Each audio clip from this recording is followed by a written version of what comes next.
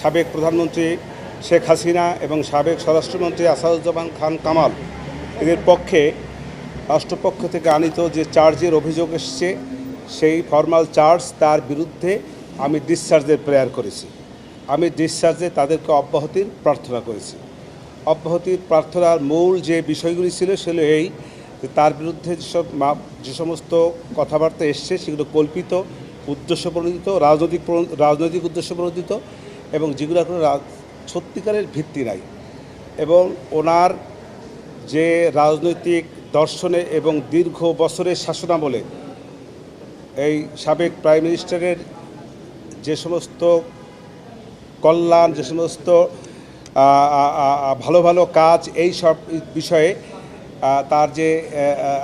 তার প্রতি রাজনৈতিকভাবে ঈর্ষান্বিত হইয়া এই মামলাটার আনয়ন করা হয়েছে। আমার যুক্তিটা হলো এই যে প্রথম কথা হলো যে সে রাজাকারের নাতিপুতির যে বক্তব্যটা এসছে, সাবেক প্রধানমন্ত্রী রাজাকারের নাতিপুতি এইভাবে উনি বলতে চান না এবং বলেনও নাই। আর রাজাকারকে ধ্বংস করে দেওয়া, তাদেরকে হত্যা করা, এরকম একটা প্রশ্ন আসছে এই মামলার মধ্যে। সেক্ষেত্রে আমি বলেছি যে উনি দীর্ঘ বছর শাসনামলে ছিলেন। উনি যদি চাইতেন রাজাকারকে হত্যা করে ফেলবেন তাহলে ইতিপূর্বেই পারতেন। উনি ইতিপূর্বে যেহেতু রাজাকারদের হত্যা করেন নাই, আজকে আসছে কেন বাচ্চা ছেলেদেরকে হত্যা করবেন? এটা হল প্রথম কথা। দ্বিতীয় কথা হলো ওনাদেরকে বলা হয়েছে যে তাপস সাহেবের সঙ্গে উনি ফোনালাপ করেছেন, সেই ফোনালাপে বিভিন্ন ছাত্রদেরকে হত্যার নির্দেশ দিয়েছেন। আমি বলেছি এটা সঠিকটা, এরকম কোনো নির্দেশ প্রশাসনের পক্ষ থেকে কোনো ডকুমেন্টারি কোনো এভিডেন্স তাদের কাছে নাই।